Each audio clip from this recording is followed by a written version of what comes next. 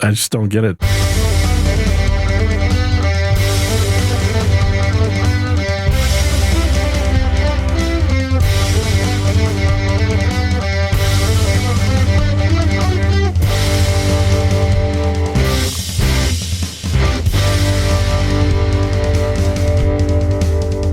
It's unrelenting. Oh, yeah, it is. Unrelenting. Episode 83, Unrelenting.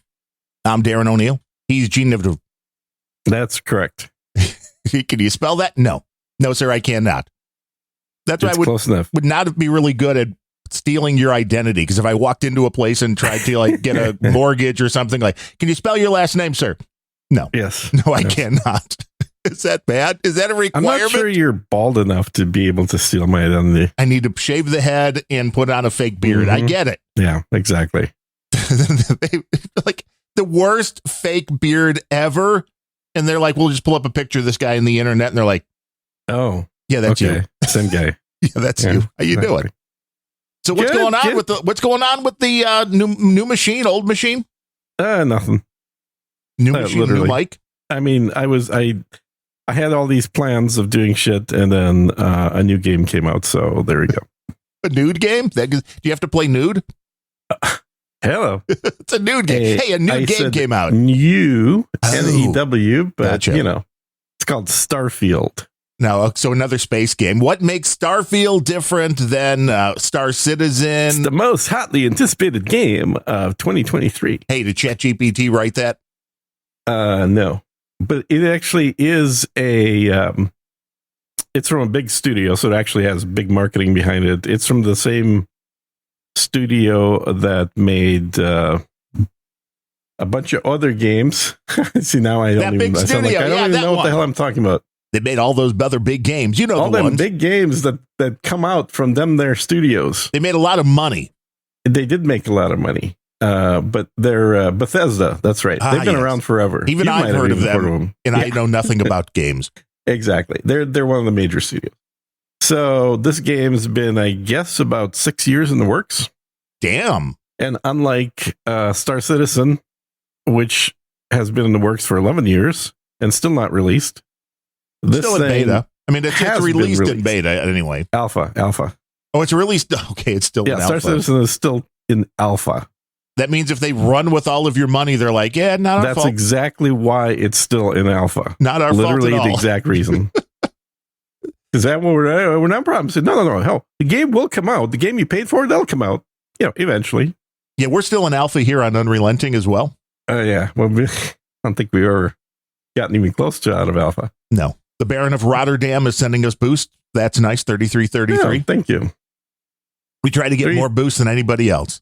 That's right. And given that Bitcoin's down, guys, you have to up the amount of your boosts by at least 1.25. I know, and I should have gotten rid of all my sats a few days ago when it was up. It was up again. I'm like, oh, should we ride this wave? Get back down to 17. Damn. Yeah. Not good. No, that's all right. When do we get another little boost up? I have a hold strategy. And you hold until you die? It's hold and hold. Yeah. And then nobody's going to know this exists. This is why a lot of these wallets just sit, because nobody knows. Right. Yes. That's why the volatility is so high, is because the volume is so low. Uh-huh. I mean, I can tell you, if I croaked right now, the wife knows that I've got crypto, would have no idea how to get it. Well, good. That's how we want to keep it. That's right. Right. Because otherwise she might kill me. That's right. Because that might just be worth it. Right. Exactly. It's already pretty close anyway. Yeah. Oh, yeah. We're teetering. We are teetering right there on the edge. Do not need any extra. No. Well, that's plenty. So is the game enjoyable? Is that good? I got so far as to creating my character. Well, how long did this take to create the character? 2 hours. 2 hours just to create a character. I can't remember the last game I played for 2 hours. And when you create your character, are you creating like Super Gene, like buff, full head of hair kind of Gene? Or are you trying to get so realistic that if somebody sees your avatar in the game, they're like, oh, it's Gene? Well, the general thought behind character creation is you want to create something that you're going to be enjoying looking at for the next, few hundred hours. Okay, so you made a woman. Well, everybody makes a woman. Wow, how quick for a gold opener that is going to have to be. It's very early in the show, but everybody, I don't know if everybody does that. Although Dude, that I is, even sent you I'm pretty sure I sent you a picture of my character in Cyberpunk. maybe. Mm-hmm. I don't see anything recently. No, this would have been months ago when that game came out. Or not when it came out, when I started playing it, because I waited 2 years to play that one. Well, yeah, you have to. So all the bugs get worked out. Yeah. So at least at the point I'm at, I haven't had any bugs in this game, but apparently some people are having some bugs, which is to be expected, because no matter how much testing a game company does internally, there will be bugs that are discovered after it's launched.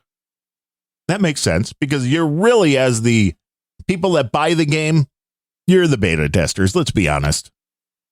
Well, I wouldn't say necessarily to buy the game, but certainly the people that play the game immediately after it's released are still going to end up doing some testing, whether they want to or not. But you're having the most fun because you're the first ones in. Right. Allegedly. Yeah. Or at least you're not... well, I don't know. I don't know if there's any merit to that, honestly. It kind of makes you think that, because I did pay extra to be early. See, this is always the way you want to be the first one in. You want to get the best tickets. I know. Well, it was $100. So what the hell? Which isn't horrible for a game now, I guess. No. Back in the day, that was nuts. Anything over like $30 and I was like, whoa, this is big. I remember in the mid 80s buying ColecoVision games for $30. And that was about as expensive as you would ever pay for a game. So I'd say they really aren't really ahead of inflation. They're pretty much rated with inflation. Yeah, that's about, if you do the math, that's about right. Like a decent title should cost you about $100. Which means if a decent steak cost you $30 in the 80s, which it was probably about right, now it's $100. Yeah. I mean, I don't remember if I had a decent steak in the 80s for over 30. I think they were right around 26, 28. Because anything else would have been insane, but now no. With like, no, because the $30, like, that was a nice meal in the 80s. Yeah. Now $30 buys me some French fries with chicken on top. Yes, barely. Yeah. And then they want you to tip 45%. Well, that's, of course, you wouldn't be a complete asshole if you didn't do that. Yes. Was everything to your liking, Mr. Nifterliff? And you're Does that matter? You're not tipping because you liked it. You're tipping because the person deserves to get paid a living wage. The equity, right? I just think it's funny, and I'm blanking on where the restaurant was. It was in one of the major cities in the U.S. That they made the change to, well, we're not going to do tipping anymore. We're going to pay fairly. And the prices they were paying the wait staff, I'm like, wait, in an expensive, higher-end restaurant, if these people were good at their jobs, would be making way more than this. But, I guess maybe it's the guarantee. Well, I know we talked about the South Park restaurant. Shitty Walk? No, not that one. Although they may own Shitty Walk too, but Trey and the other guy bought that Mexican place. What was it called? Somebody will know. That good old Mexican place. Yeah, it's the Mexican restaurant from the cartoon. It's an actual restaurant in Colorado. So they bought it right before COVID. Basically shut it down during COVID. And now they're reopening it, and their thing when they were hiring people was there's no tips, right? It's just you get paid a salary.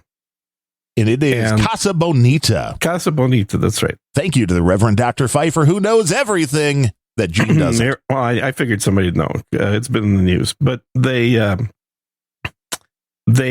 are not doing tips. And the staff, apparently now, who took the jobs, it's not like they changed this, who took the jobs that said they weren't paying tips. Right, they came in knowing the situation. Right. Now they're all up in arms and threatening to walk out and boycott and protest and whatnot because they want tips. Well, okay, you think, well, how badly are they paying these people, right?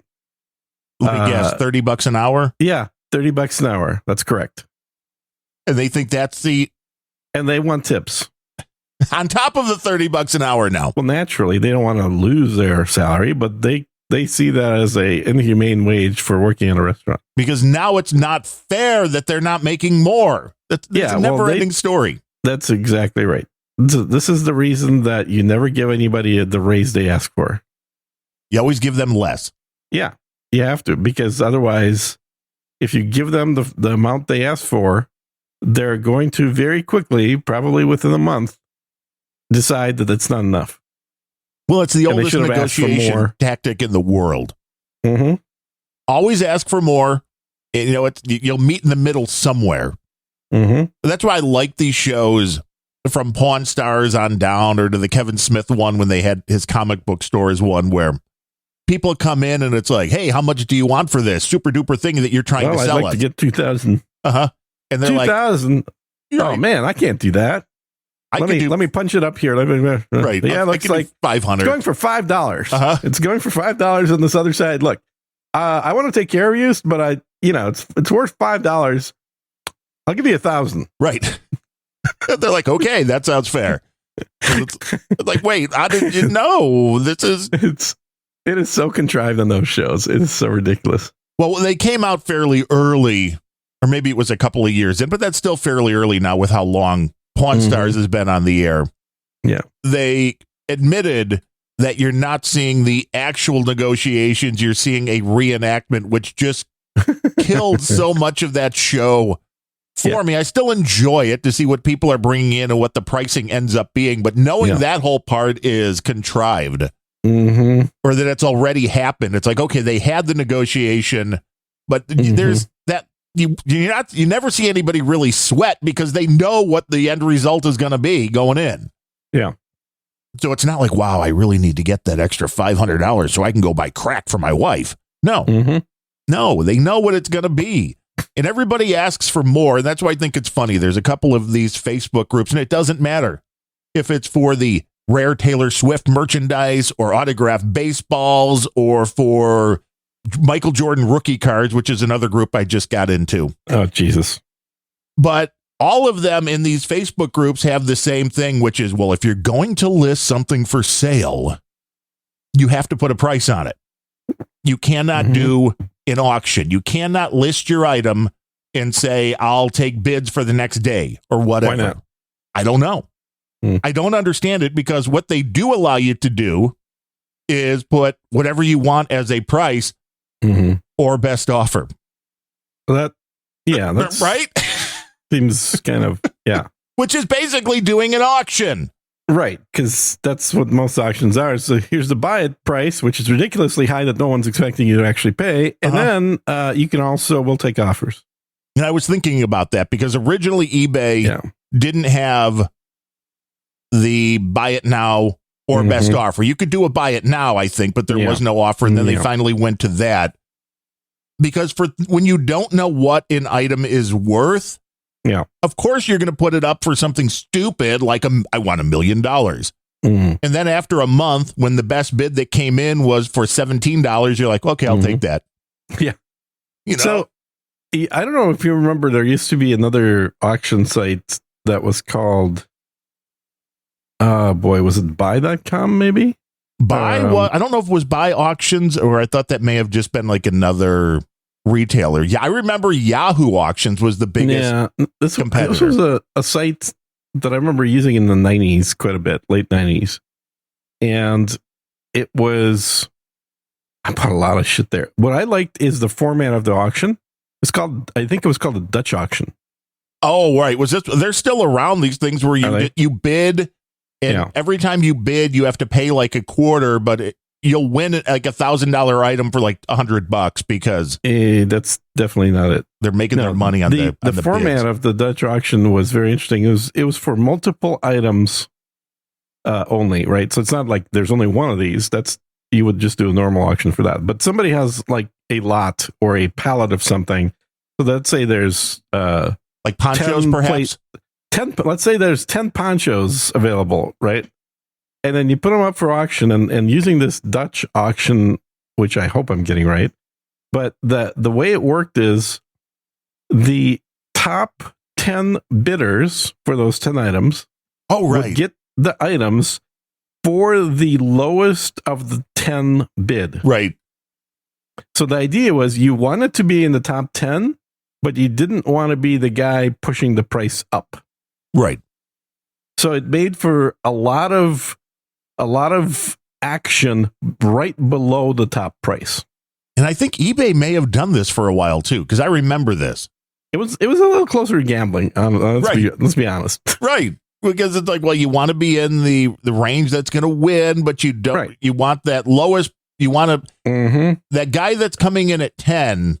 You want him to be at $5, where the next top 9 are at $1 million. Because Exactly. people are like, well, I'm not going to bid on that. That's crazy.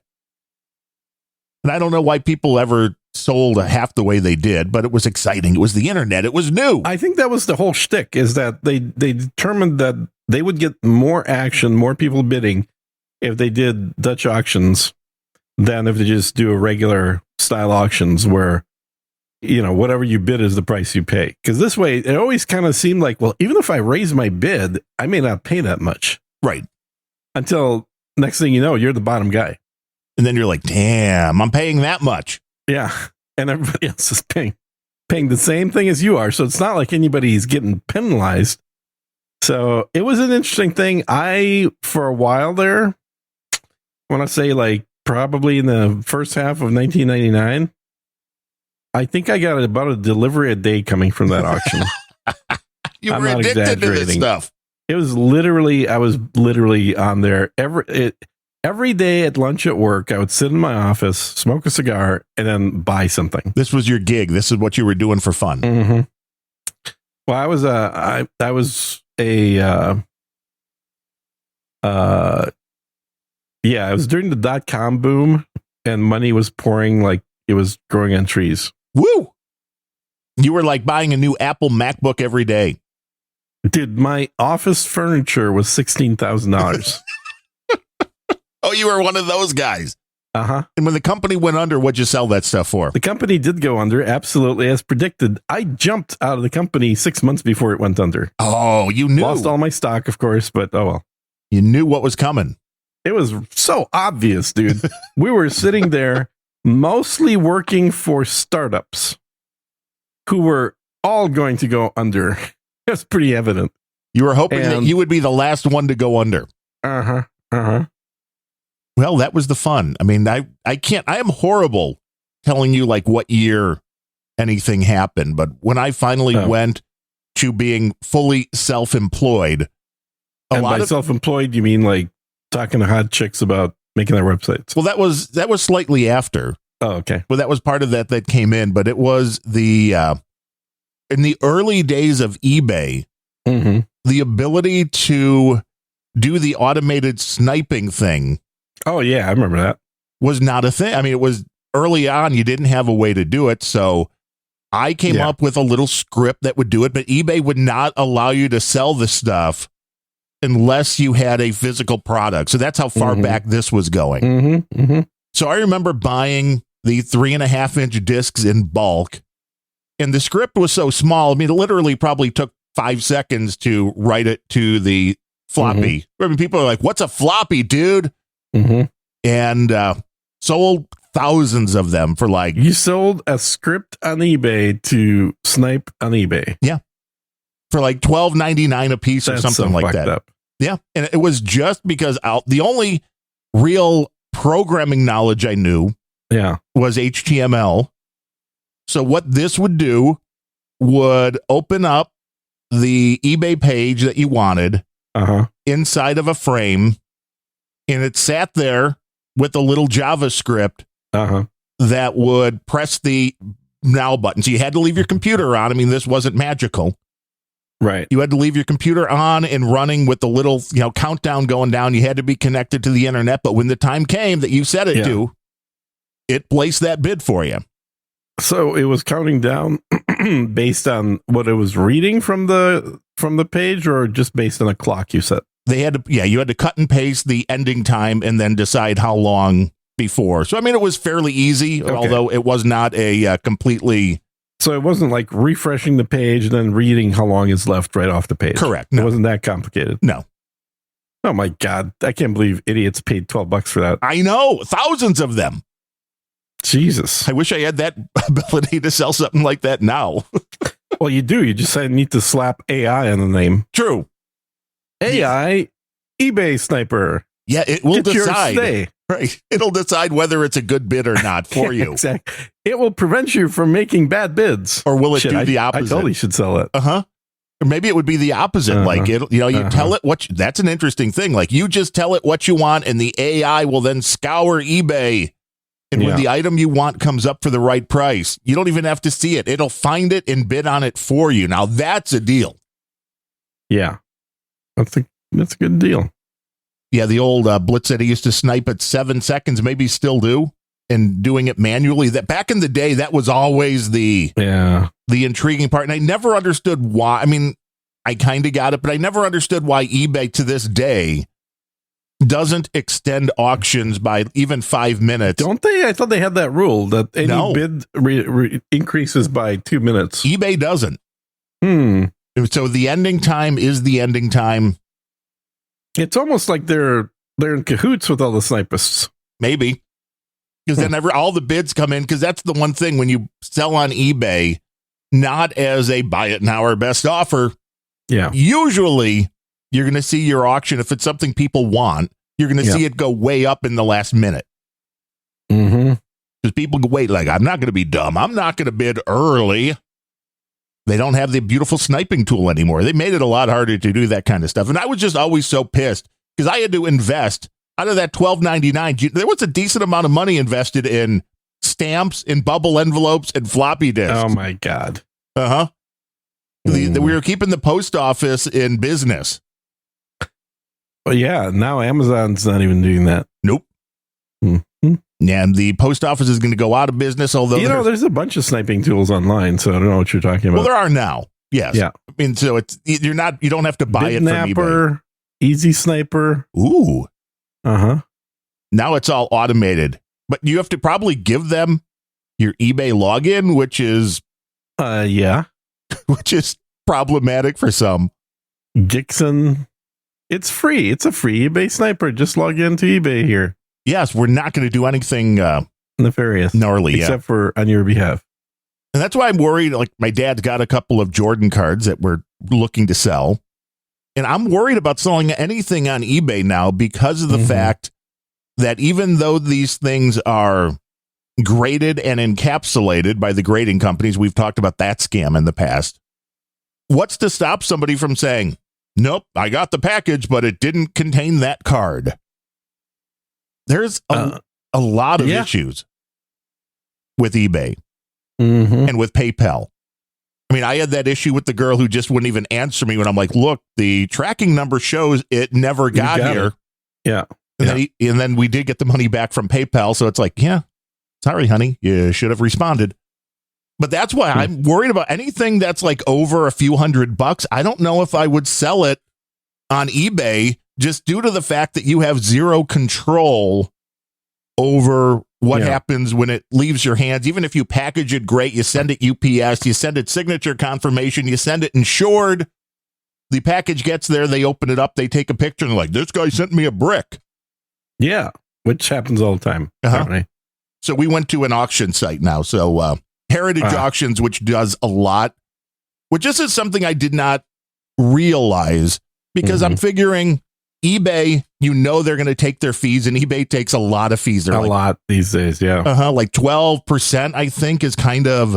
It feels like it's a lot more than that. Well, it is because I think there's an extra bump on like the payment, and then you get their charge, and it is at least 12%. What I didn't realize. More, yeah. It's varying depending on what you're selling too, which is kind of bullshit to me. Like, well, if you're selling art, well, that is less than, or if you're selling books, that's more than if you're selling, sports cards and whatever, because they know where the money is. Yeah. But I didn't realize these sports auctions, and they're not just sports, but that's a majority of what, like Heritage and Golden, and there's a few of these other big auction companies out there. that I'm like, well, they're going to be charging me at least what eBay's going to charge. Yeah. And it's really not true, because I'm like, hey, I got these cards, and Heritage Auctions said, well, yeah, we'll sell one in our, I think it's the September auction and one in the October auction, because these cards are worth about $4,000 to $5,000 a piece. And they're like, we won't charge you a seller's fee. So they charge, I think it's a 15% buyer's fee, but if the auction sells for $5,000, the person selling it gets $5,000. The auction place gets the 15% bump on that, and the bidder gets it, and then they're responsible for shipping it and all of that, so you never have to worry about nope, I didn't get what was shipped. Yeah, so basically they're just saying, how much do you want for it? And then we'll figure out the price ourselves. Right. Yeah. And they're like, well, you'll see what it sells for, and you'll get that, but then you don't. It's not like on eBay. If you sell it for $5,000 on eBay, yeah, you get like 4,000. Right. If it sells for $5,000 on this site, you actually get $5,000. I understand the bidder realizes they're paying whatever 15% added over to $5,000 is. Yeah. The repeat bidders do, but I'm sure there's plenty of people that go on for the first time and are like, oh, that's cool. Oh, wait, there's a bump? What is this bullshit fee? Yeah, that's not what I agreed to. Uh-huh. Yeah, shipping is hella expensive, Blitz, especially if you want to ship the stuff. When we shipped the Jordan cards for my dad to get graded, the paying for the shipment was nice and easy. Paying for what you wanted to insure it for on FedEx was hundreds of dollars. What? Why would you insure it? Because the cards are worth about $5,000 a piece. Oh my God, dude. That's nuts. Yeah. I've shipped guns that are worth more than that without insurance. Well, that's you, man. You're one of these guys who had that .com money flowing in. And then you banked it all and then let the company go bankrupt after you were already back in Costa Rica. How do you know about Costa Rica? I've heard stories about Costa Rica. Man. Are we not supposed to know these things? I keep forgetting. I'm pretty sure you seem to know the timeline a little too well there, my friend. Knowledge for a guy is that power. Can't remember jack shit about his own life. Right. Well, if you ever have any questions about what you did, just let me know. We've got a dossier here that, I see. Yeah, you're looking shit up, aren't you? I'm like, let's see. This is a thick. This dossier is probably at least 150 pages. No, at least, yeah. Oh, wait, this is just the 90s. Holy shit. Oh, that's good. That's good. I like that. Thank you. Thank you very much. People listening to this show are like, what are we listening to? What is reality? What is not? You don't know. That's the fun. We would do so much better on terrestrial radio because people will tune through channels looking for something. They don't do that with podcasts, but with radio, they would actually be randomly hitting upon our show and going, what the hell? Right. Right, because they were listening to some Led Zeppelin song and then an ad came on and they're like, let's see what else we can find. Yeah. Yeah, let's scan the dial for a little bit. I wonder, I should check into that. How much would it cost to put our show on the radio? You mean to buy a radio station or to put our show on the radio? No, to put our show on the radio. I'm not going to buy a radio station. No, but like, what would it cost to put our show on the radio? I don't know if my buddy not really my buddy, but he's in the area here. And the guy that I used to edit the No Agenda show for his WCKG here in Chicago. I bet you as long as we made sure that we kept the shits and fucks and cunts and all that kind of stuff out. We never use bad language. No. And we can put that right on the air. People would love this show in Chicago. I think people would love this show in a lot of places. You think so? I think we probably put on all episodes and no one would even notice they're not brand new. They'd be like, "Well, what's going on?" Right, because we are not very time sensitive. We're not a date topical show. We're like, let's tell you about the 1980s. We're very exactly. We're very specific. Did I ever tell you back in the 90s when I did this? And then I got into playing video games because I made $14 billion bilking these .com companies. I mean, we knew they were going to go bankrupt anyway. Why shouldn't I take their money? Yeah, it's going to happen eventually. Right. We just helped it along. That's right. We help Yeah. them see the error of their ways. It's a thing. NetNet says this show would kill in Antarctica. It probably would. I think it would absolutely, because again, it's timeless. It makes people remember the good old times that they used to have themselves. Back when you could sell a 3.5-inch floppy disk Floppy on eBay, on yeah, eBay, yeah. for $12. I think it was $12.99. Maybe we lowered it then at the second level when we got to the $9.99. Yeah, You had to get rid of all those bubble envelopes it's and nuts. discs. I know. Well, now it's like if you just even back then, even with the crappy internet, it could have been sold online without any of the shipping, but that just showed eBay was so slow to catch up. Mhm. Like, wait, digital goods? We don't understand how you would even do this. But to be fair, if you did that, the first person you sold it to would now be selling your script on eBay. Guaranteed. Yeah, exactly. That's exactly what I'm surprised you didn't already have that. Somebody buying your floppy and going, well, shit, I can sell a copy. Yes. I mean, I'm sure that ended up happening towards the end, but Mhm. by that time I had made enough money and then was doing the websites for the Playmates until they turned out to be a little too high maintenance. Go figure. Mhm. Yeah, exactly. And now anybody can start a website for like $20 a month on Squarespace or something like that. Yeah, and then use a bunch of AI tools to create a Playmate and make a website. Yeah. Oh, they're getting better. I've been playing with they're that getting Stable very good. Diffusion stuff, and there's a few Mhm. different LoRa's that you can add into it. And it's like most people would not understand or realize that it's a fake person. And there's, all Yeah. of this is the latest, like in the get rich But quick It's scheme always been a fake person. You've seen Right. what those models look like in reality. when they're not in photographs. Yes. Yeah, they look like maybe they don't even look like homecoming queens. They look like just random cheerleaders from high school. Yeah. The only one, I'm trying to remember her name, Lisa something, that was married to Adrian Curry. No, that's the one you like.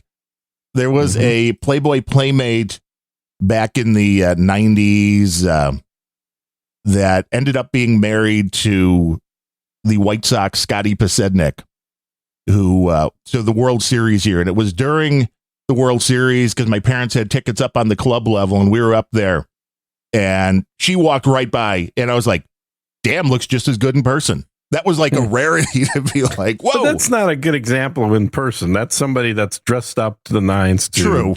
go to be seen. True. But Yeah. then they got divorced, and I was like, "Damn, poor dude." Yeah. Yeah. Well, you remember that chick that I sat next to on the flight to Mexico? Yeah, the one, Kristen Cavallari, she was married to a Chicago Bear. She was all in on the Gene train. Yeah. Yeah. There were definitely hotter girls in school that I remember, not even college, like in high school that I remember than the way she looks. But if you look at her photos online, or like when she was, professionally made up in, what was that show she was on? The Hills. Yeah. Then, yeah, that looks amazing. But that's the thing is, like, I've always liked the no makeup look on hot chicks. Yeah, the natural look. Yeah, I really prefer that. Like when their eyebrows are natural hair color instead of black. When there's no there's no black smudge around their eyes. Like that's more attractive, I think. Now, the thing is, you can only get away with that. You can only pull it off if you're naturally beautiful. Which is a rarity. Yeah. But if you're not, I don't really want to be looking at you anyway. And NetNed's right on it. Lisa Durgan was her name. She's my age, born in 1970 in Corpus Christi, Texas. 5'8.5". Oh, and she was I remember that too, was one of the St. Pauli girls when they released posters back in 2003. Oh, wow. Yeah, they divorced in 2017. So, I mean, Scotty made it 9 years. That's how long I made it. 9 years is enough, huh? 9 years is about right. He's like, then you get to the next one. Or the whole series of them. But that was the fake influencer is interesting to me because just like the eBay sniping tool had its day. Mm-hmm. All of these folks that are currently influencers on the TikToks and the Instagrams Yeah. that are real people, you're about to be steamrolled if you haven't been already. Yeah, by the AI generated ones, absolutely. Yeah. Because they can fine tune and tweak and tune in to find that sweet spot of the most attractive. Because remember, there is this uncanny, what do they call it? Uncanny valley, where if you make them too perfect, they become unattractive. You have to make them attractive but realistic. Now, NetNet says he waited in line behind Anna Kournikova at a concession stand at Joe Louis Arena in the 90s. She turned around and said hi. I said hello, and with a shocked look on my face, she was as good in person. Well, you could kind of tell that because when she was playing tennis, you're not really all made up. Yeah, she's sweaty and shit, and she still look good. That's those Russian girls. I'd go beyond Russian. I think Slavic in general just have really good genes for that. Like, you're hard pressed to find an unattractive Russian or any Slavic country girl in her early 20s.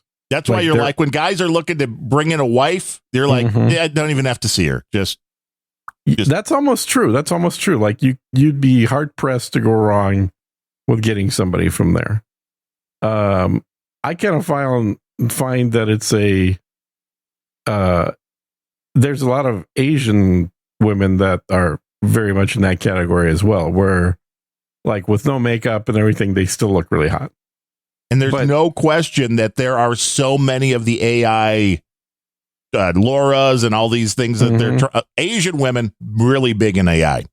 Oh, huge.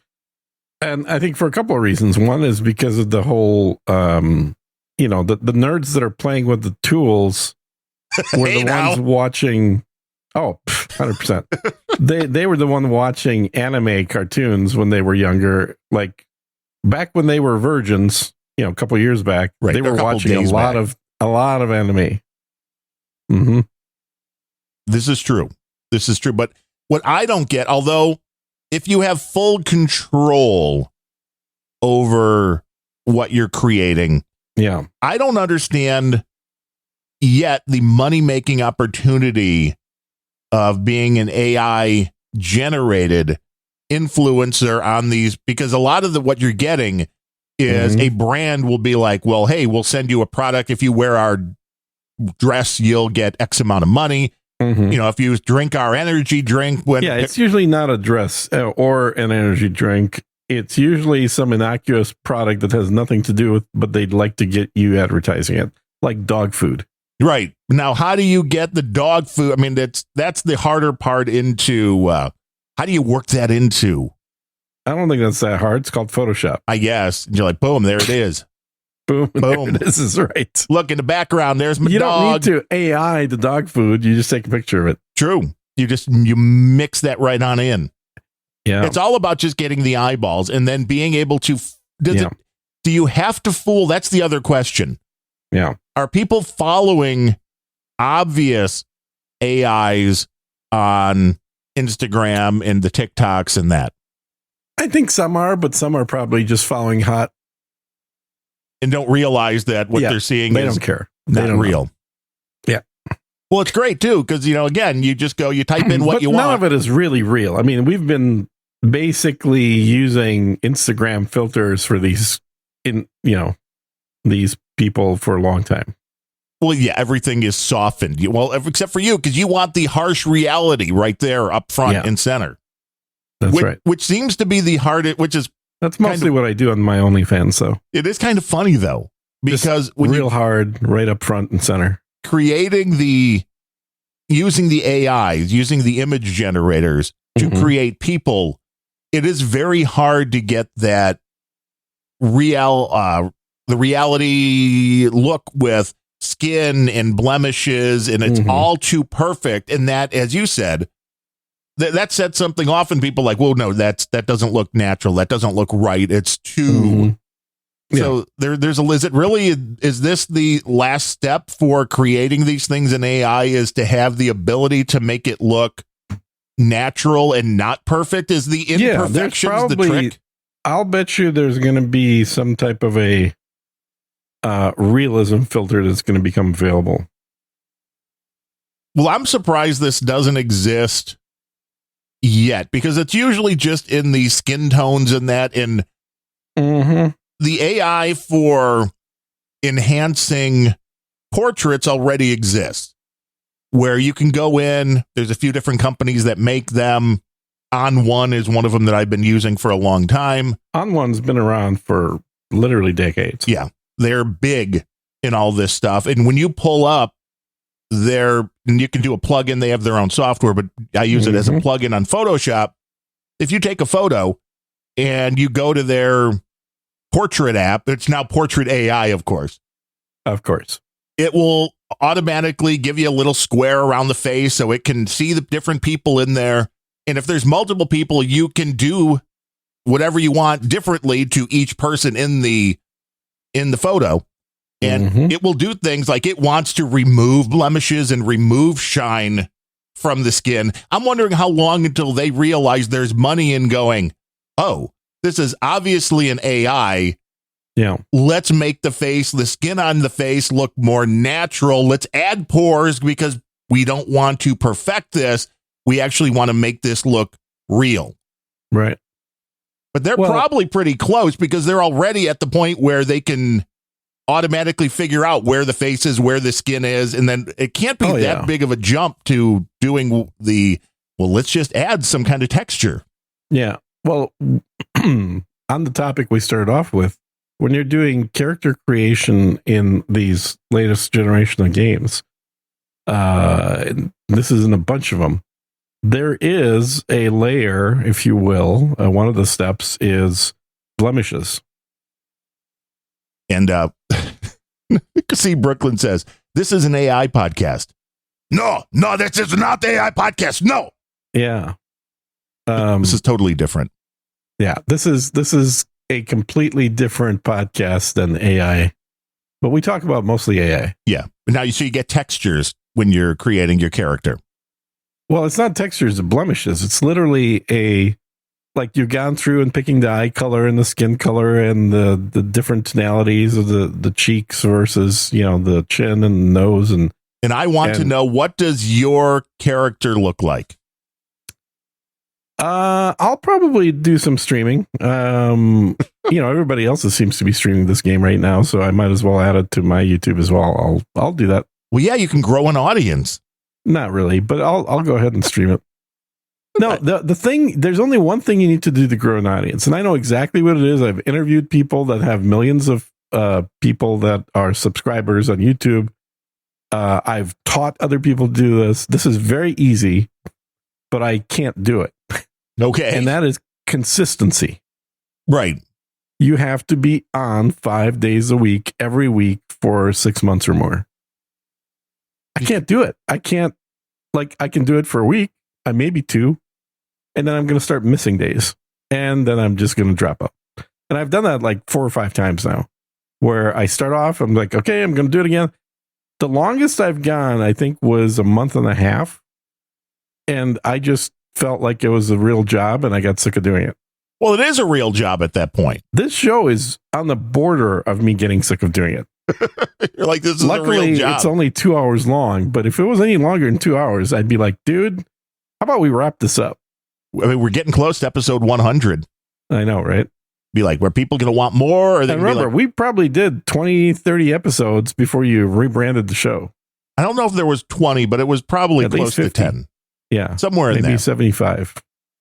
It was a long time. It was a few years, I think. Yeah, quite a few.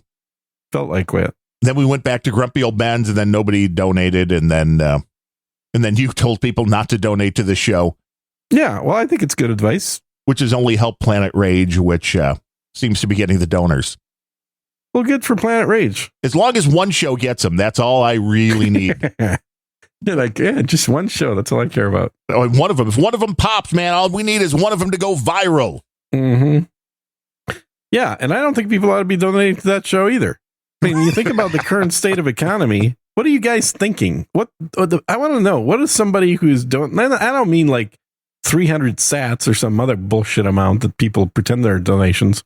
I mean, like actual donations of 20 or 50 or $100. Where are you in your plan for the coming World War III that you can just throw money around like that? I think everybody has an entertainment budget. Mr. I just spent $100 on a game. Well, I also donate people money on YouTube, so.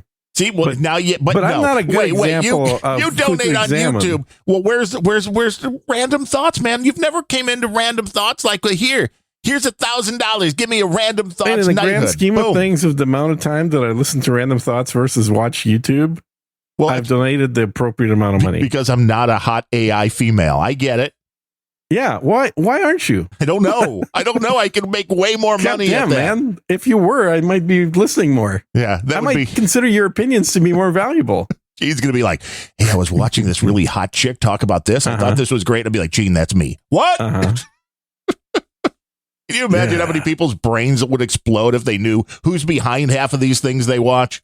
I suppose some people don't. I kind of expected to be guys that look like you. They're like, oh, wow. Well, yeah, they're the ones who have enough time to perfect the AI. And the most interesting thing with all the AI image generators is that there has not yet been, I think one of the big breakthroughs will be when you can create a character, a person, whether it's a photo or digital art, and you're like, wait, this is it. This is the face. This is the body. To be able to then save that to whenever you wanted to recreate that person, that character again, you can do it. Because right now, with all of these AI image generators, every time you hit OK, more, it's different. Let me ask you a question. Should I keep paying Twitter $10 a month or not? For Twitter? I don't know. I mean, because I just see their invoice just showed up and I'm like, should I cancel? And it's interesting that one of the biggest perks that people seem to be using. Now, I don't know if you're seeing less ads. I don't know if your posts are actually I'm almost never on there. That's a problem. So I really don't use it to, like, it's hard to justify. I can understand that. And what they're really selling is the most annoying part now, which is, well, you can post up to 5 million characters instead. And there's nothing worse than going to fucking kidding. Twitter. So I don't need to be short? No. I didn't know that. Not anymore. Twitter's letting you, like, it's crazy now long that we got to boost. Gene said to donate 300 sats, right? So NetNet boosted 300 sats. They all hear what they want to hear. Yeah, they clearly do. But, that's 300 sats you wouldn't have donated at all had I not mentioned that. See, this is like undercover. This is like subterranean. It's subliminal. Yeah, subliminal too. That'd be a better word. Although you actually said it, so I mean, it was more like reverse psychology. Oh, no. It is subliminal because a subliminal doesn't mean that you don't say it. It means that the person does something based on what you said that may not coincide with what you said. Oh, like whatever you do it's kind of like showing a can of Coke while talking about, stray dogs. I see. Next thing you know, a person wants the Coke. Whatever you do what should I get for lunch? Donate 1 million Satoshis. For lunch, I'd go with some Tex-Mex. Really? Yeah. It's got a lot of carbs in it, man. Yeah, I didn't say for you, I thought it would be good. Oh, okay. How about for me? Trying to cut down on carbs. Oh, you're trying to cut down on carbs, so... I'm attempting to, I mean, I know you got a sushi gal, so I mean, you can have that delivered direct. I could have a sushi delivered, yes. And then there's an Asian girl who feeds Gene. I had by hand. I had barbecue on Tuesday, and I kind of feel like I got my fill of brisket. I mean, wait, is there such a thing as getting your fill of brisket? That is low carbs. 2 pounds of brisket, but the sugar content on that is pretty high. No, there's no sugar in brisket. Oh, so it wasn't lathered with barbecue sauce. No, it's Texas style. Oh, nice. Dry rub. Nice. Everybody likes a good dry rub, except for the guy who's getting the dry rub.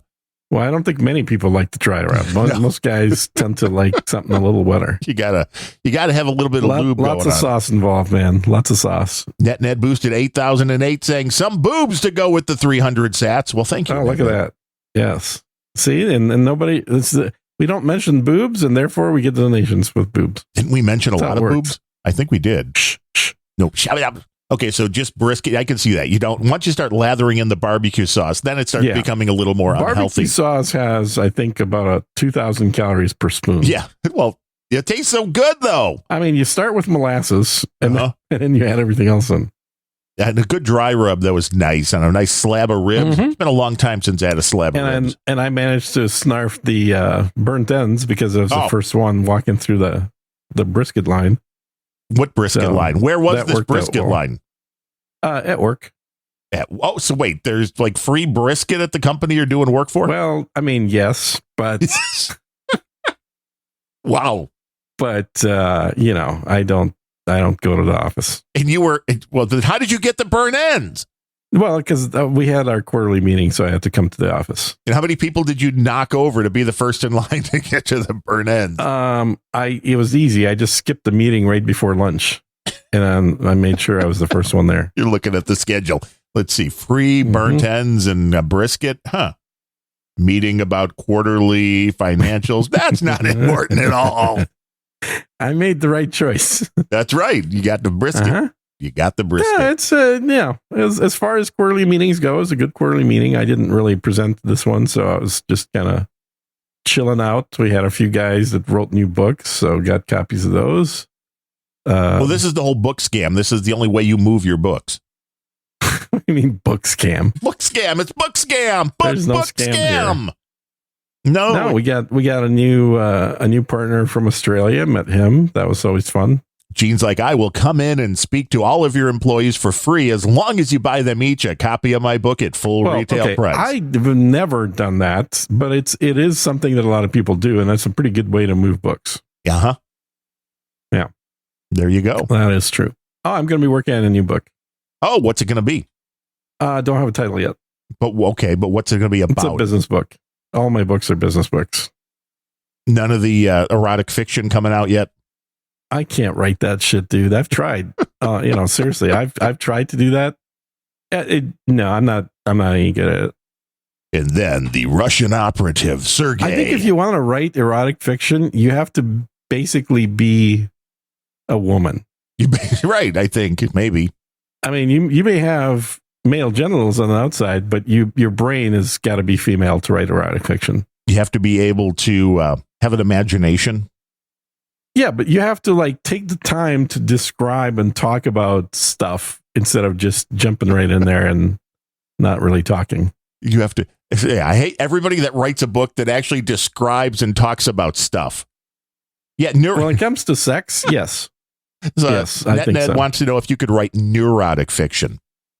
Yeah, I could do that. I've written some neurotic fiction. I used to write a lot of fiction when I was in college. I had a really, really hot English professor. What was his name? Her name. I don't remember her name. But she had just graduated college 2 years earlier. Oh, and then she was a college wow. So you were like, she was the freshman English professor. oh boy. I know, right? She was probably 23, maybe You 24. were a young 18-year-old. And we all know that 23 is the right age for a woman. Well, I mean, once you get any older, it's downhill. It's basically you start peaking as you get to 23, you peak at 23, and then you go downhill after that. You're like, by 28, wow, what happened? Yeah, honestly. I mean, you're kind of a has-been at that point. If you want to write to Gene, you can find him at sirgene.com. At podcast.sirgene.com. Oh, well, that would do it. Podcast@sirgene.com. See Brooklyn with the 3333 boost. Thank you.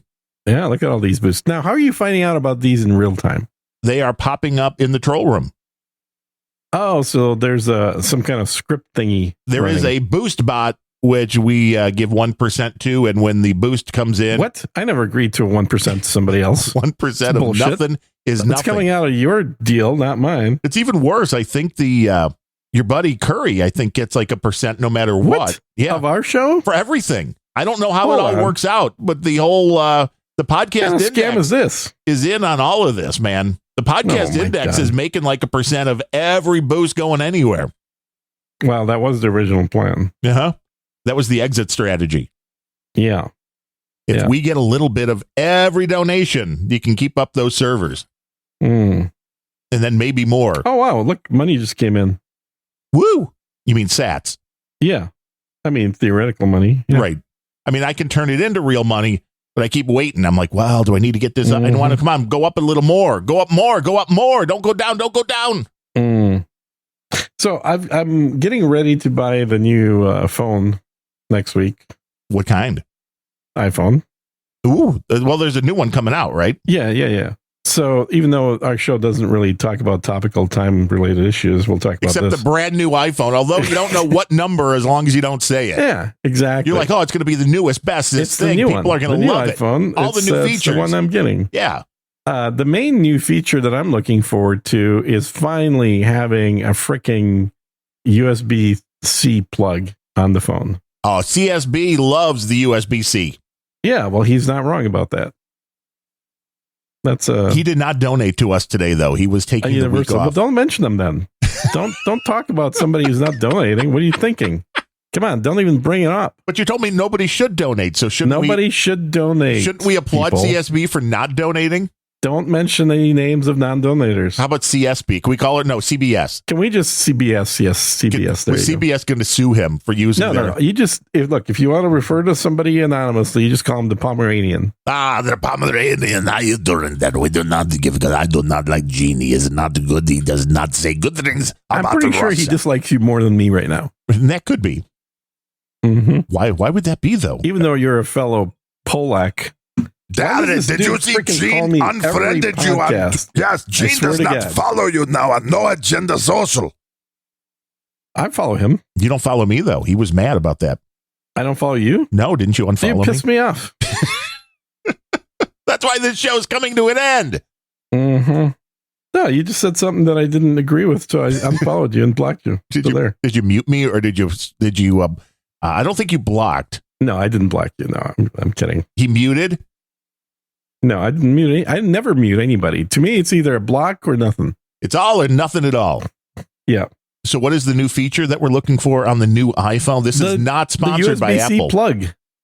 That beyond there, that's It's it. no longer going to have the stupid iPhone jack. But No more Lightning. do you use for charging at this point? Are you a plug-in charger or are you throwing it on one of I'm these a plug-in pads? charger. I don't like my phone heating up to 140 degrees, so I actually plug it in. Because I got one of the pads, and it's like it seems way more convenient. But it's like, is that a? It's so slow. It's slow and it heats up your phone. I don't know. It seems about the same rate, at least for my No. Android phone. I don't know. I don't have an Apple It's phone. way slower and it's super inefficient, and you're killing the planet. Wait, I like killing the planet, Mm-hmm. and I lied. I do have an Apple phone. I just don't use it. I mean, I had to have it. Use it. I had to have it for the watch. But my main Uh. phone is still the Android phone. When I leave the house, I take the Android phone. How could you possibly like that over the iPhone? That's Because you stupid. can do whatever you want on it. You don't have to be all appled up. And by all you want is what do you got on there that you can't have on Apple? Nothing. Exactly. I was just using it beforehand, and it's the whole Mhm. inertia You're a putz. thing. Yeah.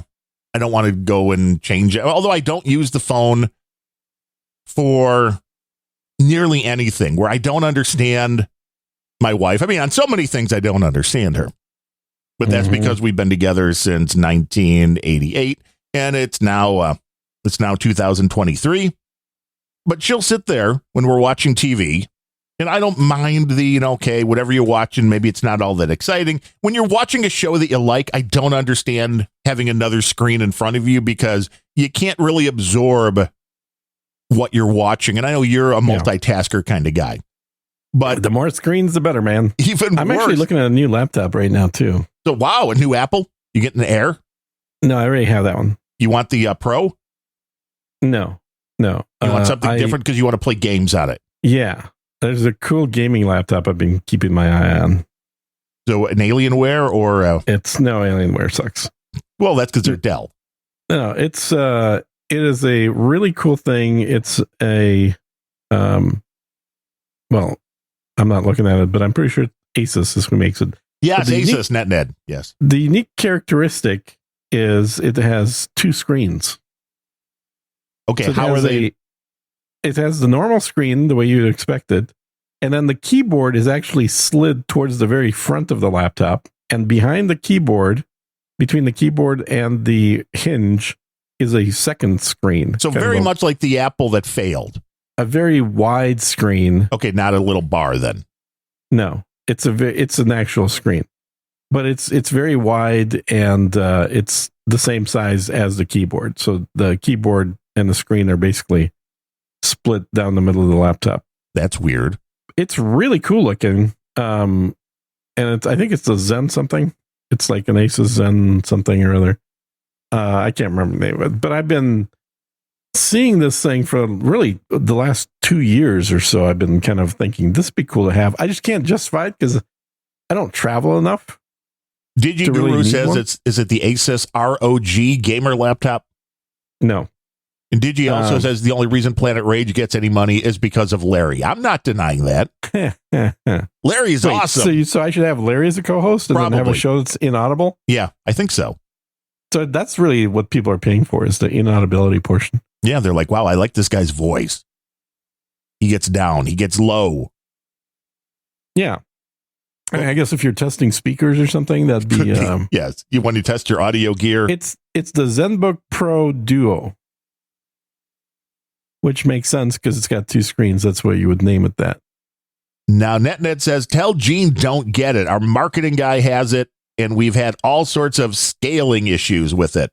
Scaling. What kind of scaling? He says driver issues sometimes also. I'm sure he'll give you a little more details with the scaling. Yeah, dude, send me an email. Let me jump on the call with you and talk me out of it because I'm pretty close to pulling the trigger. And I wouldn't mind somebody talking me out of it because I'd be saving a few $1,000. You're like, here, don't get it because this is what's going to happen. I always appreciate people that have talked me out of spending money because, I'm making a decision to buy something based on the way it looks and the way that. Well, the marketing press, which Yeah, is the like, marketing this is crap. going to make your life so much And so better. when somebody has practical experience and says, yeah, don't get that. Like, that's actually very useful because I'm going to assume they're going to be right. But, it's better than buying it and then trying to return the thing. Right. That's a pain in the ass. Because So then you're I'll just keep it. The top of the line version of it is the Asus ROG Zephyrus Duo RXT 4080. Oh, that just rolls right off the tongue. I know it's a great name. It's only $3,800. Which, when I think back to what the MacBook Pros were 10 years ago, that doesn't seem crazy. You could spend that much on the MacBook right now. Oh, easily. But I'm Yeah. just saying that they were that much. They've come down. The MacBooks have actually come down. They're still more expensive, Mm-hmm. but paying the Apple tax. Oh, wait. You want a slightly larger hard drive and slightly more memory? Let us charge you an extra $1,500. That is very true. The parts are non-replaceable, non-serviceable. The Apple tax is a very real thing. Oh, yeah. A lot of times it's worth it, but not every time. And that's where they scare you up front. Like, well, you can't upgrade it. So that's the whole hard sell now. Where back in the day, there were some I pieces. pasted a picture of this thing for you just so you can see what I'm talking about. Ooh, I just heard it go, beep, that old Okay. signal sound. Yeah. But what I don't get, as I take a look Yeah. at this, Mhm. is the wife will sit there while we're watching TV and Mhm. she'll do the doom scrolling on her phone, which yeah. is now the current largest Apple phone. So it's not a small device, So but it's only like 14 inches. right. But 2 feet away Right. sits her Apple iPad Pro that Right. never gets used. And I'm like, why? Sounds to me like your wife's got better taste than you. Probably. I mean, I've got an iPad Pro that I use all the time, except it's older. I need to upgrade that. Uh-huh. But I would never sit there. Now, if I go out somewhere, I'm not taking an iPad with, I'm not taking a tablet with. So if I need to go look something up, I'll do it on the phone. Mm. But if you're sitting in your house and you have the tablet 2 feet away, why use the phone? Because it's constantly the phone. I'm like, is if it's really that much more comfortable, then stop getting the iPads because you're never going to use them. Mm-hmm. You know, if you'd much rather have that smaller screen, but for me, I mean, I always use the iPad. I do not like doing anything on the phone unless I'm in a location where nothing else is around. thank you. Exactly. Yeah. Well, that's a weird looking device. Isn't that cool? That is okay. So this is the concept is that the screen will continue on from the main screen, then down. No. That's just it's okay. They're just doing the marketing guru stuff. You know, it shows up as two separate screens, one right below the other in your screen control panel. What do you think would be the use for this in real world? Well, there's tons of uses. One is you could be playing a Netflix movie on the lower screen while doing something in the upper screen. You could always have a web browser open on the lower screen, even if you're playing a video game on the upper screen. It's like anything else. Like I have on my desktop, I've got a 47-inch monitor and two 27-inch monitors, one on each side of it vertically. And that's not enough. Now, I need more room. A little more information says when you dock it, the little screen fucks up the resolution somehow and fucks up scaling between multiple monitors. One monitor will have one scale and the other will have another scale. Mm. Now, it's a question. Do you normally dock these things or when you use a laptop? I don't. So that may not. Now, does it do anything weird without the docking? So say Gene's one of these people who like, I never want to plug this into nothing else. Right. Does it work for that? Yeah. Because I can see that would be confusing because you're basically what this laptop has dual monitors, one of which is a very wide screen, half the size of the of it's the other actually one. 4K resolution left to right, but it's like half a 4K screen top to bottom. Interesting. Yeah. That keyboard now the keyboard does not look comfy for some reason. It doesn't have I don't think it is. The trackpad on the right is a little strange too. The trackpad on the right is a little weird, but it doubles as a numeric keypad, which I like. Well, that's cool. And but I would certainly, I've got a portable mouse thing that I use. Okay, well, that would be also an answer to that because not really a problem. I mean, but the thing that I'm most concerned about, you can see how the little secondary screen tilts up, which is really is that neat. Adjustable or no, it happens automatically when you open it up, and that actually opens up a much bigger area for hot air exhaust. Well, I can see. Yeah, this might be a hot running machine. Good for gaming, right? Well, I would think so. I think it's designed pretty well, but my concern would be how many open and close cycles is that thing going to last before something breaks? Right, like the MacBooks that were starting to warp, and if you had like something like a human hair fell in between the keyboard and the monitor, and you tried to close it, it was like nope. So that's really the only concern. I think it's an OLED screen in the back, 15.5 inches, so it's almost 16-inch screen. Yeah, but how long do you normally keep your laptops? Like 2 years and then you're done? Yeah. So, I mean, you probably don't have to worry about it holding up. I probably don't. But it is definitely going to lose value a lot faster than the Mac laptops.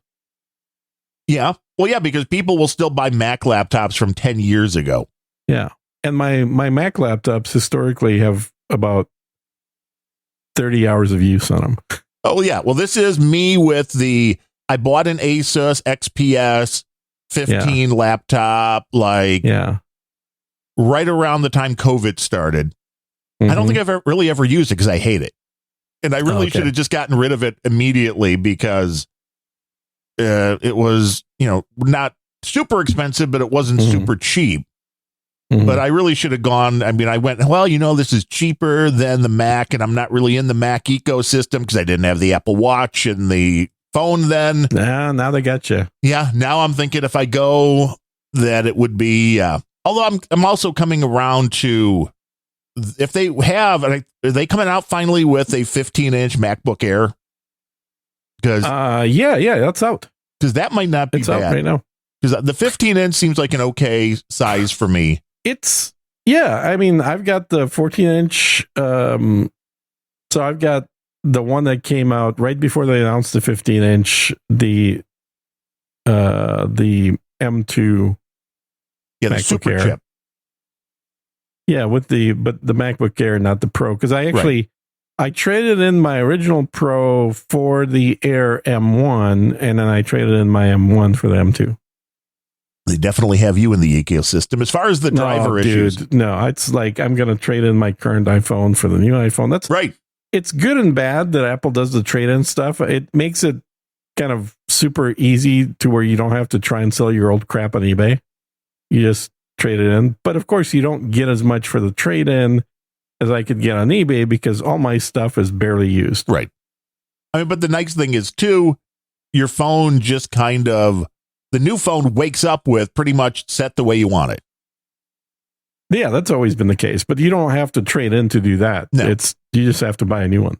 No, I'm just saying keeping you in the ecosystem. And I've never done the phone, over months thing. I've always just bought phones outright, even back like when most people were buying them as part of the signing up for multiple months with a carrier. Right, come to AT&T. We'll give you the best deal. Yeah, and I use Ryan Reynolds phone service. Yeah. Mm-hmm. Is it good? I mean, because I see they just really lowered good. the prices. Yeah. It's really, they got bought by T-Mobile. Interesting. So they're using the T-Mobile he is infrastructure. now damn near a billionaire. Smart guy. And not because of being an actor. Hey, he was good in did Two you see Guys, who he's married a Girl to? in a Pizza Place. No, who? Oh, what's her name? Right. Good old, what's her name? Scarlett Johansson? No. Damn. That would have been good. That would have been good. But no, this one looks even better. Blake Lively. Oh, yeah. Blake's cute. Yeah, that's his wife. And she is the natural look as well. She is totally the natural look. The cute little flirty blonde. Uh-huh. That if she was sitting next to Gene in first class, he'd be like, I'm gonna giggity, giggity, giggity. I don't do that. Well, inside you do. But she would totally be the one sitting next to me for sure. Oh, yeah. Yeah, and Ryan would be like 2 rows back. Right. And you'd be like, yeah, you're going to drop your billionaire husband. And then somebody says, what is this dude doing in our plane? Right. Why? Because I'm on their private plane, sitting next to her. Yeah. You're like, what are you here in my for? fantasy, goddammit. Yeah. No, I've always liked Blake Lively. I always thought that the character I don't think she's a great actress or anything, but the character she plays, she consistently have had that smart ass kind of attitude that I like in women. I do get that. Mm-hmm. I don't know if Although she is kind of getting old. Well, I mean, you have your limits. She's 36 already. So you're like, that's a little, I mean, Taylor Swift's 33. So, I mean, there you go. Yeah. Although but she's never looking been good. attractive. I mean, I was going through a bunch of old photos and cleaning stuff off the drive. And it's like Taylor Swift, when she was like 18, was not all that cute. Still not all that cute. Well, she's cuter now. She than has she was. a more female looking body now than a sack of potatoes that she used to have. These sack of potatoes. Pretty much. So now, were you a Gossip Girl watcher? I've never watched Gossip Girl. No. But I mean, Blake Lively was in it, so I thought maybe you'd watch. I've never seen it. No, I'm not a fan of Blake Lively. I'm just, it just came up because we were talking about her husband. Because you're like, she's hot. Well, you're a fan to know who she is and who she's married to. Yeah. I mean, I've liked the stuff I've seen her in, but I've never really followed her. Wow. According to NetNed, Ryan Reynolds was once engaged to Alanis Morissette. Well, then he moved way up. Yeah. Yeah. Nothing rude about that. I think Alanis Morissette, I really liked her acting in Weeds. I think she did a great job there. What did she play in Weeds? I don't remember. I remember she played one God of the, in the female characters. So she played the girlfriend of one of the main male characters. In one of the sons or something? Like the brother's girlfriend. No, not the sons, but the uncle's girlfriend. I did not remember. I don't remember that. Yeah, when they were, I think it was right before they moved to Mexico. That's another series that was pretty damn revolutionary at the time. Uh-huh. Now you're like, you mean that shit used to be banned? Oh, what's this all about? Yeah. This whole weed thing. I know. I keep waiting for that day when people will say the same thing about Breaking Bad. It's like, right. Well, of course, everybody can do this now. Why would you ban meth? It's good for you. Well, it calls the herd. It sure does, doesn't it? That's what they don't want to talk about, I guess. Mm-hmm. Yeah, they call it a meth epidemic. It's not an epidemic.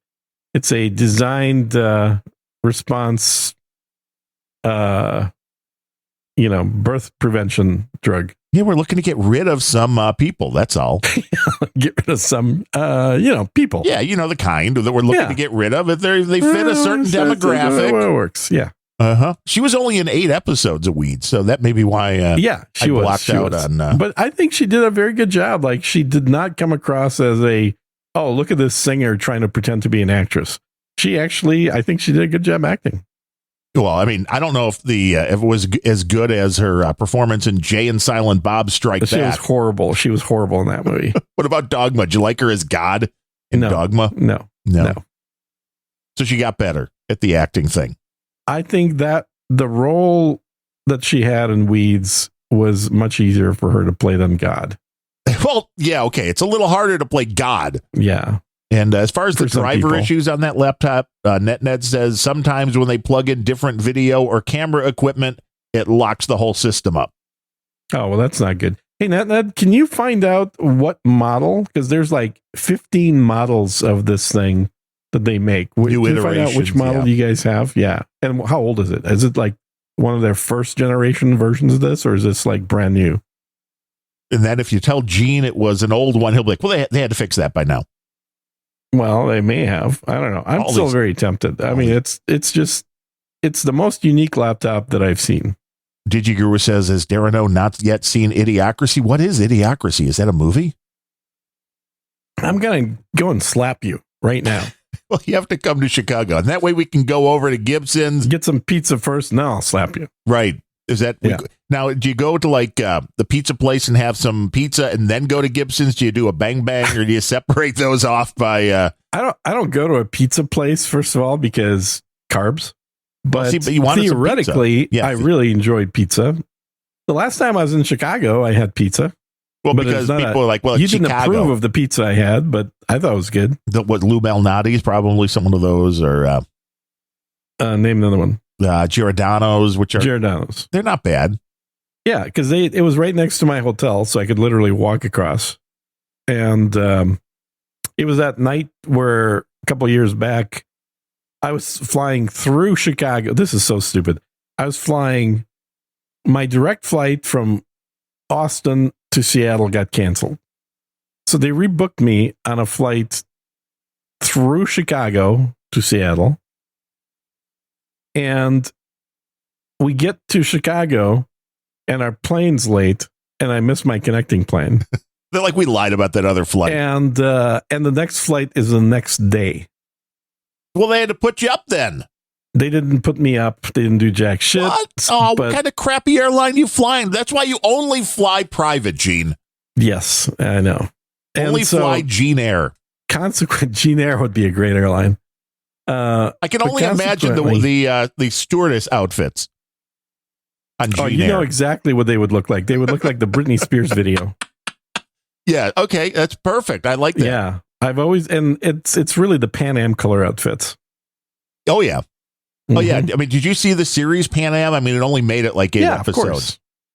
But I watched it more than once. Margot Robbie in that outfit was like, especially a young, fresh-faced Margot Robbie. Oh yeah. Yeah. Nothing better than the fresh-faced Margot Robbie. That was, and I know everybody, the other dark-haired girl in that, who was the big, who was the actress in that? She was pretty good too. I mean, they're all girls, right? Well, yeah.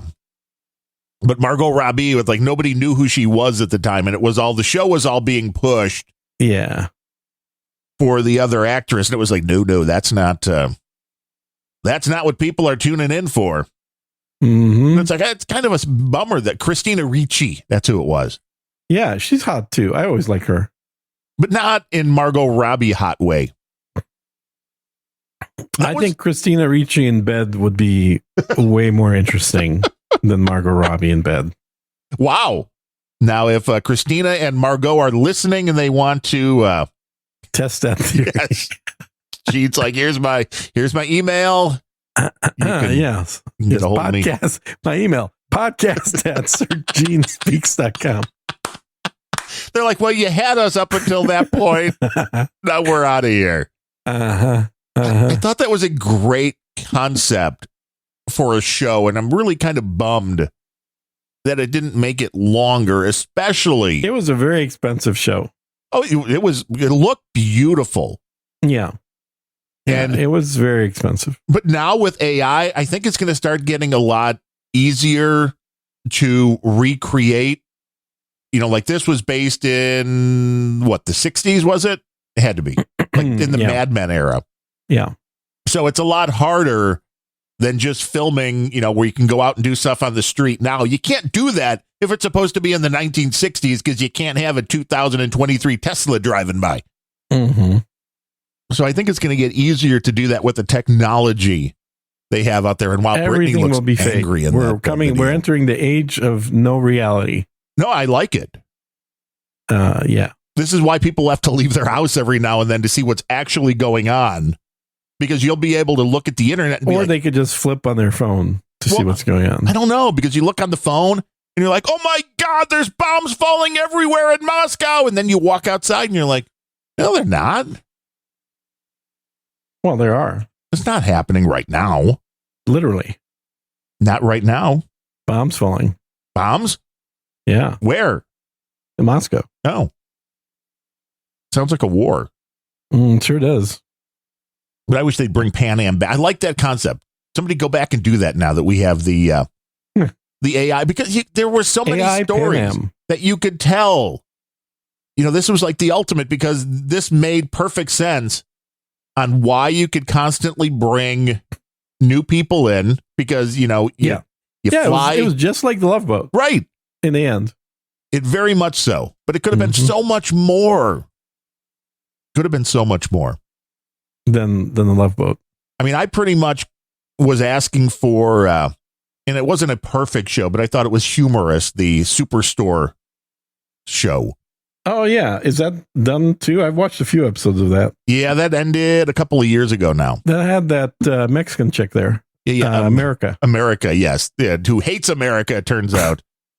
Oh, does she really? Yeah, she's a foaming at the mouth liberal, but that is every of course she is. You expect that. Yes. That's kind of a given assumption, I would think. But I worked for years at mainly Radio Shack in Circuit City, and I always thought that would be a great setting for a sitcom, and they did it fairly well.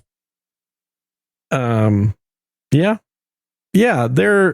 I kind of felt like their characters were way too exaggerated. And you're using Mid-Journey or some Stable Diffusion now to put Britney Spears into these stewardess uniforms? No, that's literally from the video. That's an actual photo of Britney. Really? Interesting. Yeah. Did you not remember that video? I don't. No. Jesus Christ, dude. I thought you were taking Britney from the Hit Me Baby One More Time, and that would have been the idea for what Jean Aire's stewardesses would look like. Would be the schoolgirl pleated skirt with the tied white shirt. I thought that would have been maybe some, knee socks. I mean, okay, that's She's like, okay. A little pedo of you, but okay. Jean's like this. Well, no, not if the girl in the uniform is like 22 or whatever age you want the girl to be. Jean's like, okay, we have overridden. The new outfit for Jean Aire is now this.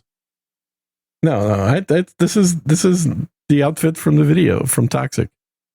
I don't think I've ever seen the video for Toxic. How do you not watch movies, for Christ's sakes? You haven't seen Toxic? You haven't seen Idiocracy? You haven't seen anything. Oh, Idiocracy is a movie. Oh, my God. No wonder I can't find it. Were you looking for a book? Yeah, exactly. Which I wasn't going to read anyway. Dumbass. Hey. I swear to God. But now, I mean, seeing this, maybe I should look it up, because Britney is just the right amount of crazy for you, too. I know you like the crazy totally girls. My kind of crazy. I mean, you think Christina Ricci would be a little crazy she's between totally the sheets. My kind of crazy, too. Britney would be the kind where you'd probably want to fasten your seatbelt before starting anything. Yeah. Now, there's a certain brand of crazy chicks that are definitely my style of crazy. What? Okay, we need a list now. If anybody wants to start guessing what would be on the list for Jean's style of crazy. Well, you got two of them right there, so that's a good indicator. Yeah. I'm with you. Mm-hmm. I am with you. So somebody talked Gene out of buying a new laptop. Yeah, I mean, what I'm hearing so far is not bad, but it's also literally what you could say about any Windows laptop. True. Driver issues, doesn't like when you change USB connections or plug things in. Why everybody should just stick with Apple. I mean, Apple laptops don't have that problem, but unfortunately, the Apple laptops don't have cool dual screen designs like this either. I know, not yet anyway. And they probably won't because they tried the little mini screen and they're like, well, no, people don't like extra screens. No, there was nothing wrong with the mini screen. They did something stupid, which wasn't adding the screen. It was removing the F keys. That's the part that people that's didn't right. like. People were pissed. Like, we don't want to use Why this do we instead. get these stupid, touch screen buttons instead of real F keys that we use for real? And here's some riveting information. The model number of the laptop that Ned's talking about, UX 48 2E as in Ernie GR. Okay. And is he listening to us at work? Because how the hell did he just get this model number? This is what he does at work. This isn't even like a real job. And he probably just went to grab the guy's machine while the guy was right in the middle of a FAP session. Like, hey, I need this for a minute.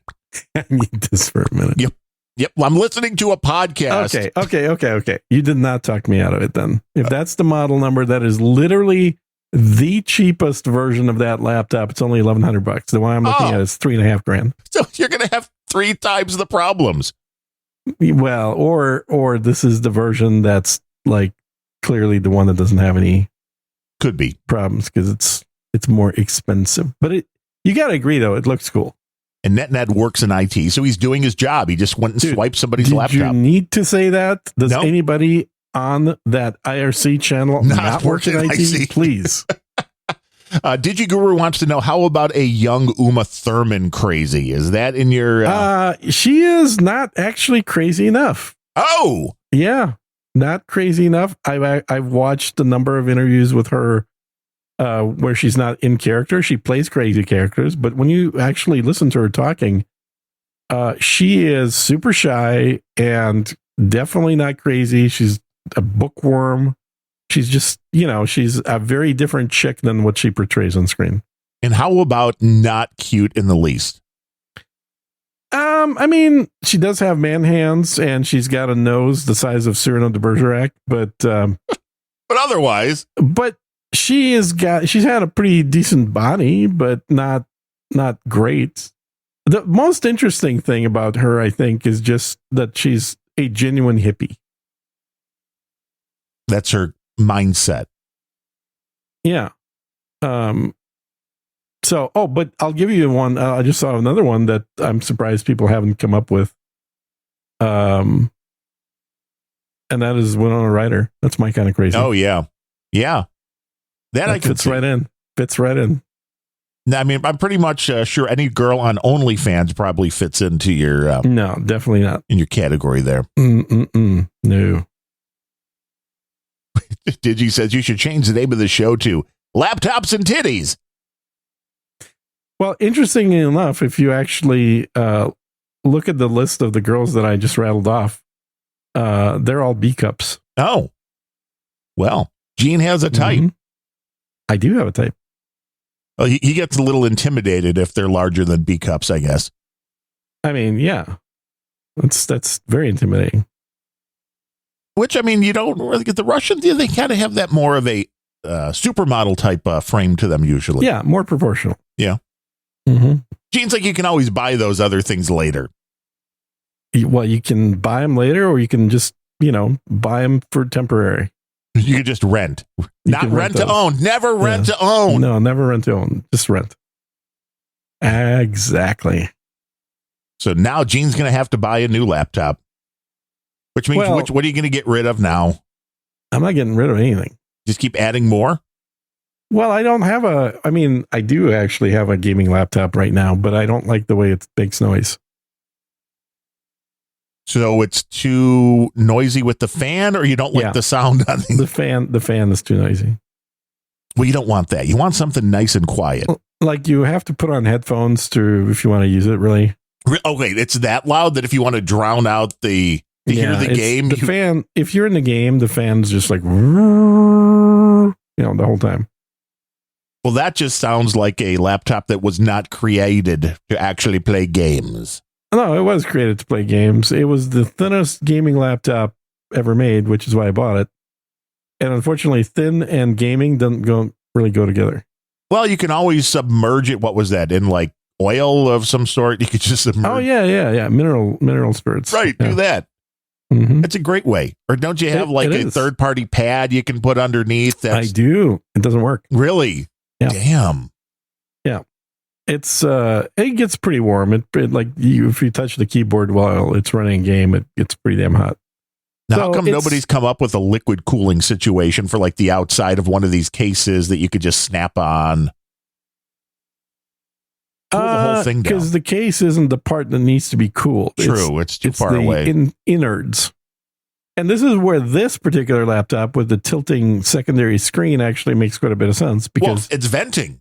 it's venting a tremendous volume of air through that opening, through that slot. Well, we're Where gonna look most forward. laptops are kind of constrained to these fairly small fans in the back. And Gene wants to be able to get on that laptop with the new female character he created for the new game Star something or other. Star something. That's the game. Star something. That's Yeah, what they Star should. Something is an amazing game. Everybody should be playing Star Something. Somebody should come out with that game. Star something or other. Yeah.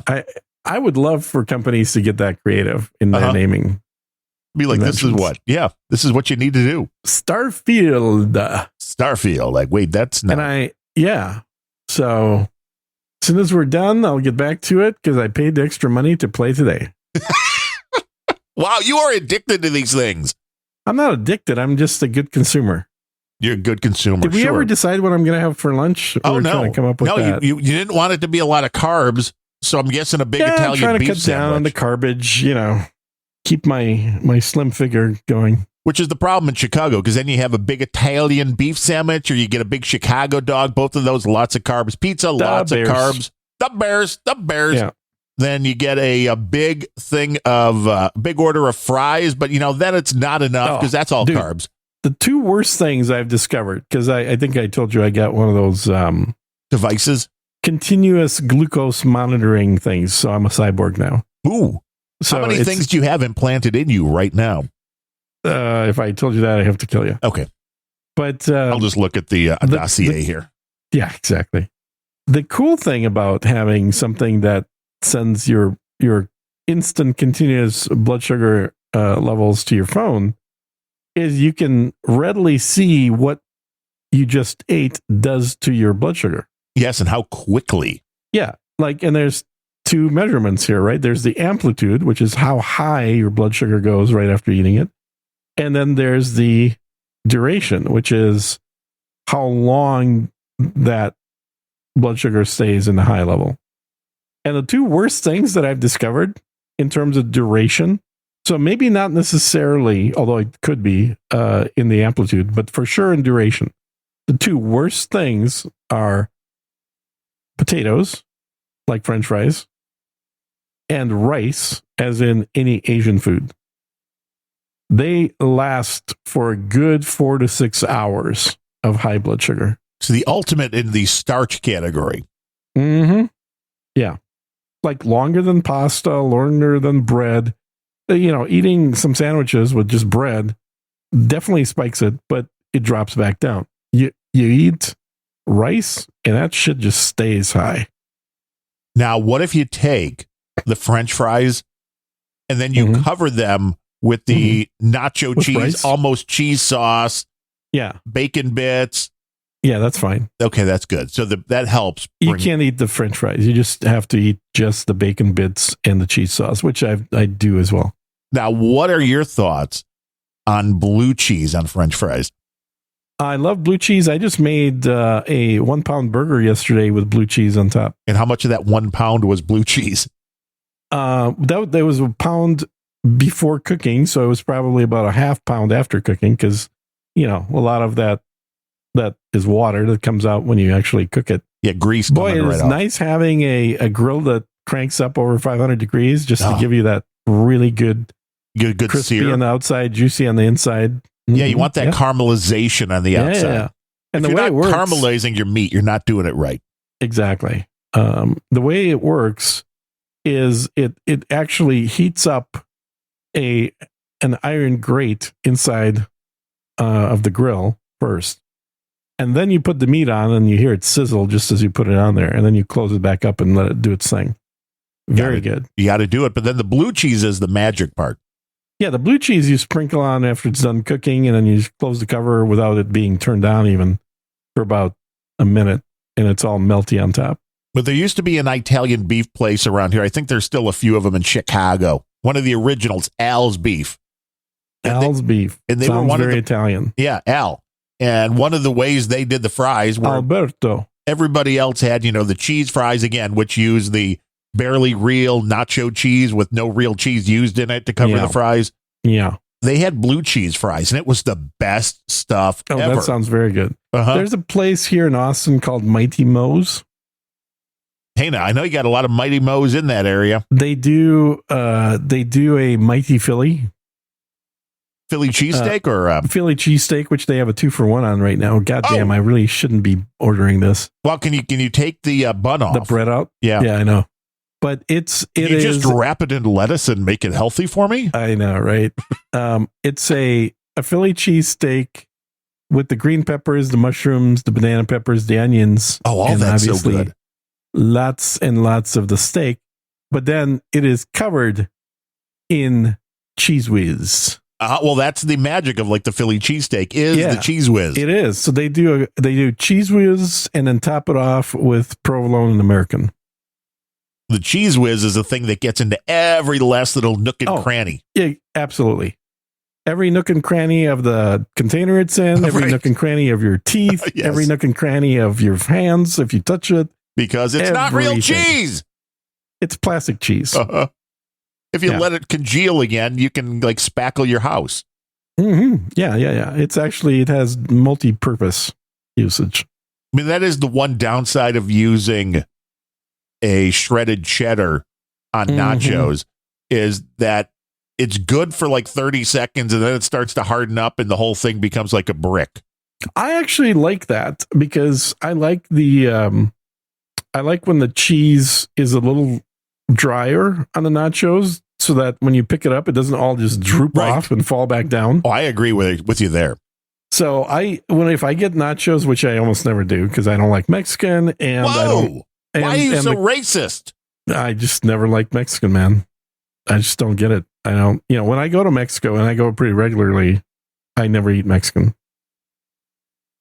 But you're in I Mexico. guess that is kind of racist, isn't it? I'm Kind of. like not eating Mexican when I'm in Mexico. That's kind of racist. You go to France, but you're like, I'm not having any of that French food. Well, I don't know too many people that want to eat the French. Those girls don't like take showers. Sir Gene at sirgene.com. Am I wrong? No, I don't know. They don't shave their armpits. They don't take showers. You're like, what's that all about? That's why you need an AI French girl where you can add in the little hash, shave, shave your pits. Yeah, exactly. This is why guys are just going to start creating artificial women. They're like, And marrying them. I Right. guarantee you we're going to start seeing more marriages to AI women because in most respects, just wait for the AI divorces. Uh-huh. where she gets all your stuff. Uh-huh. I'm thinking we're in Yeah. the wrong business. We should be generating AI women for, AI women are the future. uh-huh. No, and it's totally true. I know that it's funny to laugh about this stuff, but given the amount of content of videos that I've seen of women bitching about men both being hard to find Right. and complete assholes, it's I think the birth rate in this country is going to plummet to 0 pretty quickly here Probably. because once you get an AI girlfriend, man. Well, here's the thing. We already talked about this in today's episode of Unrelenting, the best podcast you're not listening to, unrelenting.show, which is population control. Population control, exactly. And, that AI girlfriend can interact with all the Wi-Fi sex toys. Well, that's a plus. And so, the There guy doesn't need a chick. There was a YouTube video that I saw, now that you've got me on the YouTubes, Oh, yes, blame me. which was talking about like these. I don't know if these services exist already. I'm guessing they may, Mhm. but it's like the AI girlfriend thing where it's like, well, your AI girlfriend can send you any kind of photos or videos that you Mhm. want. They can send you text messages throughout the day, leave you Yeah. voicemails. And much better ones than your wife will. Well, here's the intriguing thing. I'm wondering who's going to use this if it's not Mhm. already for the gals that are trying to make the guys commit, or for the guys who are trying to make the gals commit a little. Mhm.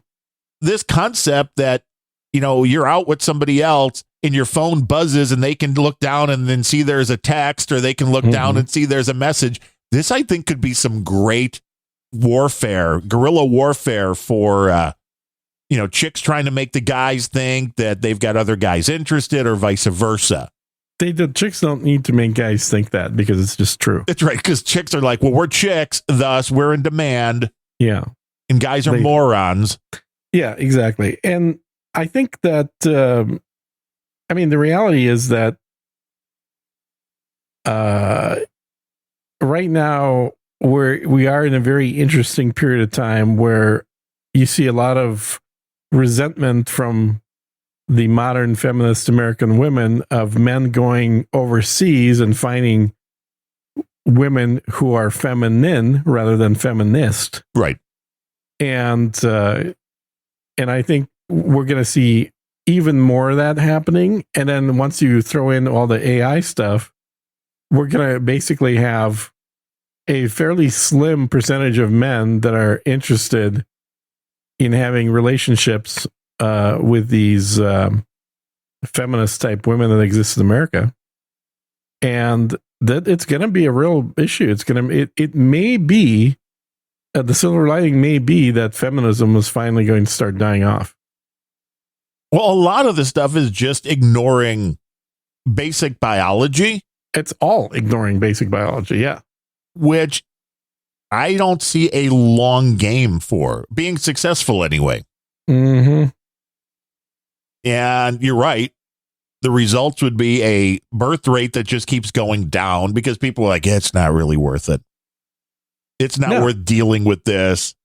Although, if you find out, then as long as guys find out early enough, like, wait, I can go somewhere else and find a more traditional woman who might want to come move to America. No. You can't move them to America. No, you got to keep them where they are. You got to move Yeah. to where they are. Yeah, Well, now when you could just take your job with you, why not?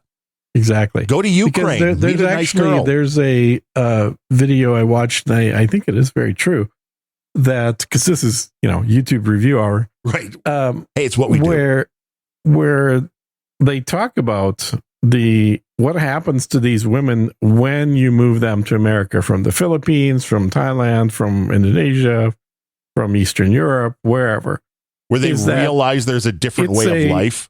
It's a process of about 5 years of brainwashing by American women, telling them how they need to behave. And over the course of those 5 years, and I say 5 years, it's obviously different for everybody, but it's let's say an average of 5 years of basically being told that your feminine way of acting is bad for you, and you really should be acting more feminist. And the end result, obviously, is a divorce. And so the idea being, if you marry somebody, well, frankly, if you marry anybody, period, you ought to have a prenup. Do not get married without a prenup. You'd be an idiot to do that. If you just want to prove you're an idiot, then go ahead and get married without a prenup. Even if you have no money, do not get married in the prenup. The prenup can specify things like, the fact that you have visitation rights to your kids when you get divorced. You can specify that in the prenup, because if you don't do that, her lawyer is going to do everything they can, because she's paying them to make your life hell after the divorce. So never get married without a prenup if you're going to get married at all.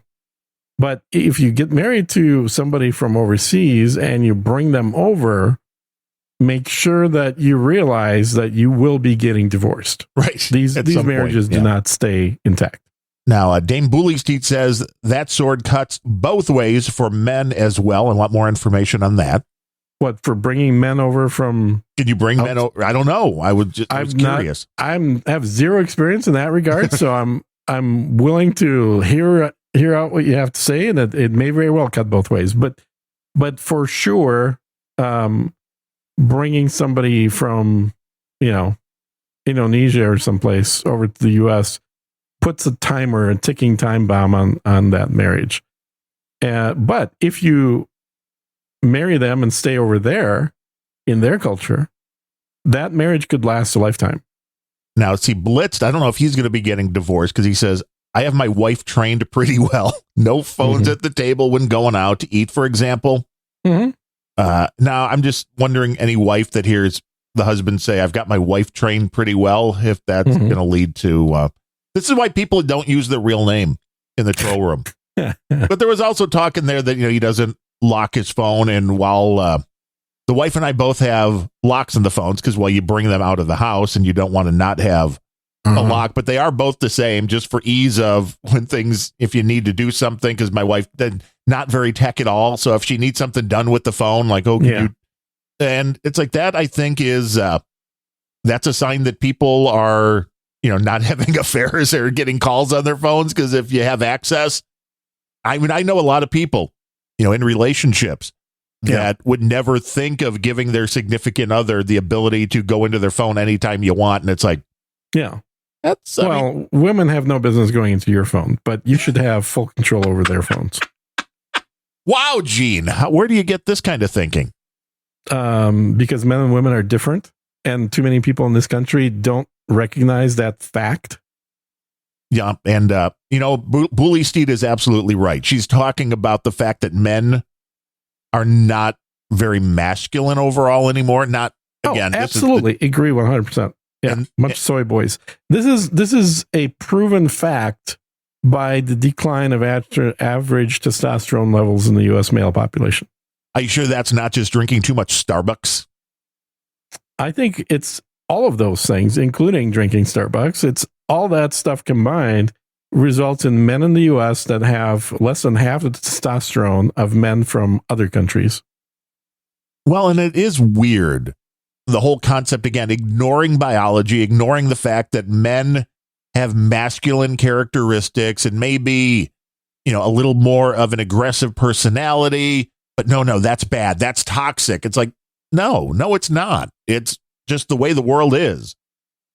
It's only toxic if you're not transsexual, and then it's empowering. Right. That's that is the screwed up way. It's stupid. Feminism failed. It's time to move on. Well, it doesn't make sense. I mean, and the whole trans thing. Bill O'Reilly the other night was interviewing somebody. He's like, I just don't understand why the left, what are they getting out of this? Because it's obviously one of their new, not necessarily new, but it's one of their big now pet projects that's being pushed into everything. What are they? Trans for the left politically, trans is just the new gay. Like they're done with gay because, there's gay no people more are place bad to now. go. Yeah, they're not progressive enough. Gay is not progressive enough. We've got to push it. Oh, yeah. And there are a lot of gay people that are like, we want nothing to do with the trans. Because they don't understand it, as a lot of the people that are straight don't understand. Like, I think you have to be in a very specific mindset to understand how somebody can believe that their body should be so drastically different than the one they were born with. And I don't know about that. I mean, I can certainly believe my body ought to be 180 pounds, but but no, that's in better shape. I mean, I'm talking, it's a different thing to be like, you know what? I really think I should have been born a woman. Yeah. No. Most guys don't understand that.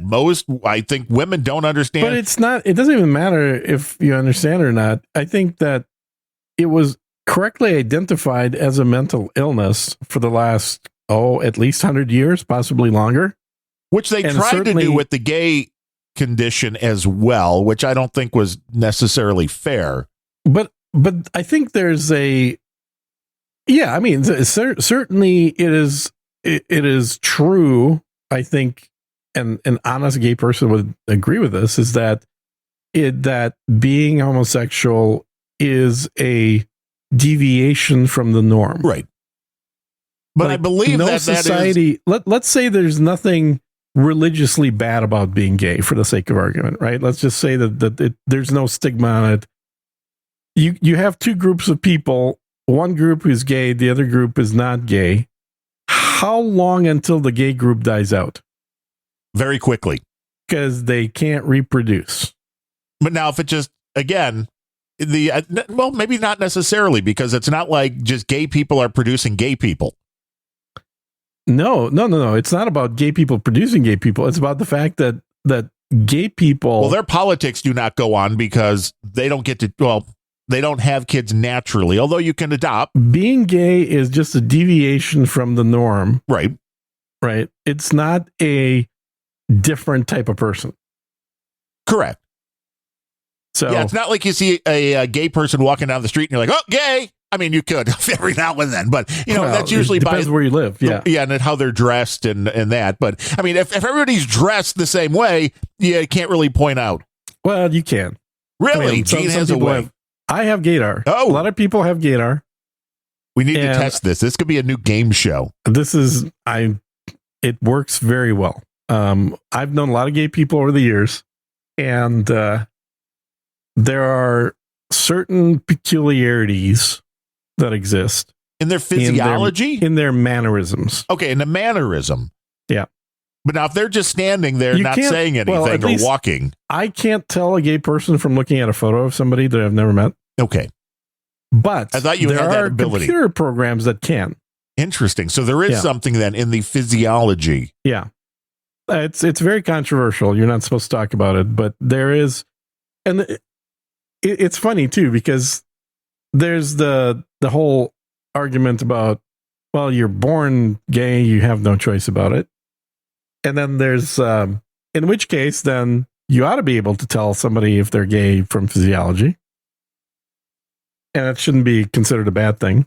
Well, and some people want the physiology because that whole argument of, is it nature or nurture? Right. I don't understand why is it bad to say that you weren't born gay? You just decided to become gay because it's more interesting. Like, and some people do. Is just as legitimate as like, oh, well, he can't help it, he was born gay. Right. Like, who cares? What difference does it make whether somebody was born with a preference for the color blue or they acquired the preference for the color blue later in life? Well, who cares? True. It's not a good color, but so what? It's their color. They like it. Yeah. White is the obvious best color. Well, yeah. Isn't that white is the absence of all color and black is the all color, right? What is that's backwards. You got that exactly 100 degrees. So white is actually no color or all colors. All colors. And black is no color. Okay. Yeah. Yeah. Exactly. I mean, I get confused with all this scientific stuff. I know. They're there. Yeah, I do like Coming to the Game Show Network. Gene's Gender Genius Bonanza. That's a show we can put out there. There's a lot of shows we can put out there. Yeah, we could have our own game. That might get us hits on YouTube. It could be a whole new thing. Weird game shows. I sent you, by the way, I don't know if you saw, I sent you a link to somebody doing a podcast on YouTube that to me looked like one of the better visually done podcasts, where it's still a podcast recording, but it's done in a little more neat way. Yeah, I've got to look at that, because the other thing, we should have been on the topic for today, but maybe next week. YouTube is about to incorporate podcast and RSS feeds into YouTube, and that I think is going to be that could be a game changer. Can I predict something right now? Go ahead, yes, please. Let me go ahead and predict it in the last minute that we're recording here before I get back to video games. Yeah, before Gene gets back to star something or other. Yeah, star something. I am predicting that some number of years, I think it'll be longer than 1 year, but at some number of years down the road, YouTube will have a checkbox setting for an pure audio content that you are uploading to it or putting on YouTube that will generate via the AI visual portion right based on the audio content. So effectively, we've all seen these things where people are like, it's an interview somebody's doing, and then the video on the YouTube is like something somebody doodled or drew or a Right. cartoon or like animated, no agenda. Right. One of those things that will simply be a free service that you just click a checkbox says generate my video for me Right. when you upload audio content. Now, if we It's could gonna just, happen. if we could just take a ID style photo of me and of you and send it to YouTube, and then it recognizes the voice and animates us and makes us look like we're talking, that would be awesome. Yeah, except I don't see why it has to look like us. I might as well make it look better. We may as well create characters, and we can be 18-year-old females in schoolgirl outfits Hey, now. and whatever it is you got on your character there over at Star Whatever. Star whatever character, yes. I think my best looking character, and I know I've sent you an image of this, is from Cyberpunk, because she's wearing those hot pants, those pink leather hot pants. Oh yeah, oh yeah. You expect to describe her very slowly, if you will. And she's riding a motorcycle. Slower, Gene. Uh-huh. Slower. I'm not good at writing erotic fiction, so this is about as good as you're going to get.